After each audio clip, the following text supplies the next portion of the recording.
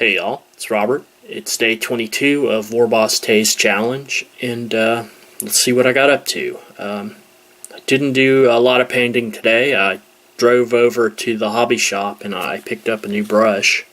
It's the new Games Workshop detail brush. It's alright. I used it a little bit tonight. I'm not such an expert painter that I can really say one is better than the other.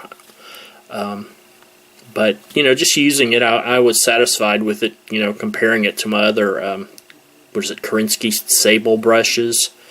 I do still like my 00 Winsor Newton 7 brush over it, but it's comparable. It could be I'm just used to the Winsor Newton brush more. I mean, I've only had this for one day. But anyhow, let's get on to what I actually painted. I did put the highlights on the coats.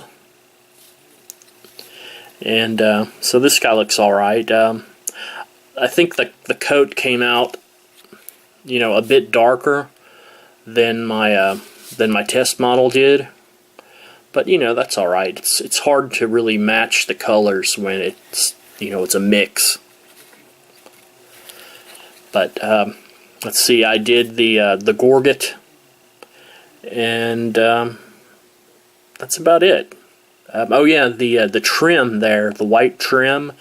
It's actually supposed to be a silver trim, and of course I didn't want to put just like metallic silver down there, so I did put a mix of a light gray color and like 50-50 very light gray and some silver, and I did the edge with that. It still has that a little metallic to it, but it's not like overpowering. So I don't know, I'm satisfied with that. This guy here, I painted his Gorget and his coat up as well. I did the same thing with the white trim. I started painting his hair. I figure I gotta have at least one guy in in this French and Indian 7 Years War type period with a powdered wig.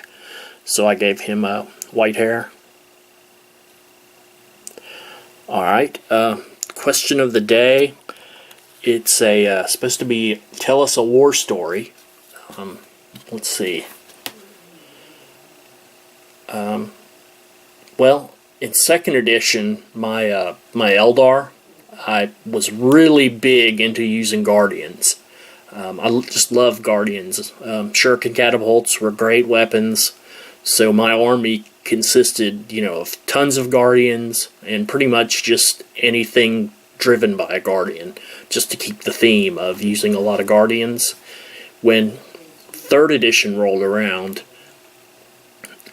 my army with that build just was terrible. Guardians, I think their weapons only went out to a foot in 3rd edition, and hand-to-hand combat was just really overpowered in 3rd edition. So, if just even a Marine tactical squad got into hand-to-hand combat with them, they would, a squad of Guardians would just be wiped off the table in one round.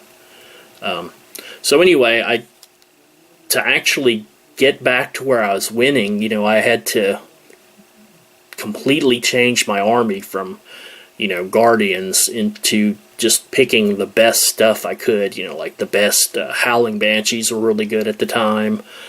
Striking Scorpions had, I think they had Melt-A-Bombs or Haywire Bombs that were good for, infiltrating in and blowing up tanks.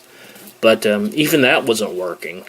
So I finally figured out how to win with that Eldar army was to just go for table quarters.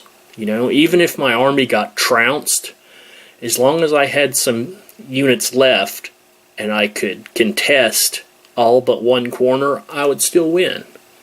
So, I switched up my army from being, all Guardians, then to all, really good aspect warriors, into all really highly mobile stuff like what were they, wave serpents and vipers, and I would just kill what I could, and then last turn of the game I would go and contest as many table quarters as I could, and hopefully I'd win. And it worked out.